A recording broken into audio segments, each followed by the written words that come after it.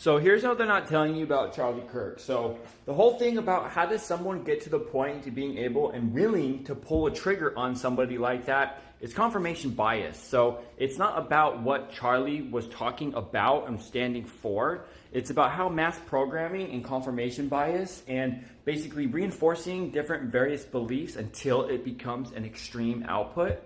So the question is it guns or is it weak minds and susceptible minds? Because if you give two people a gun and the gun doesn't end up doing the exact same creating the exact same outcome, then is it the gun, or do you have to go one layer back and say, oh, it's the person? Because if one person pulls the trigger but the other person doesn't pull the trigger, then that means it can't be the gun.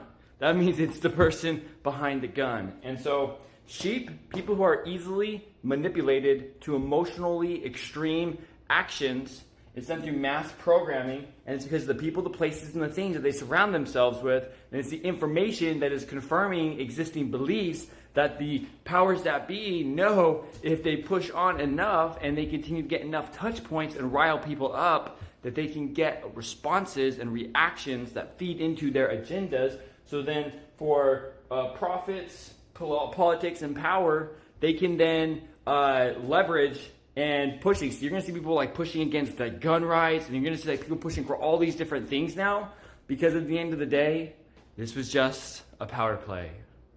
What do you think? What are your thoughts? God bless. R.I.P. Charlie, man. You were a brave one.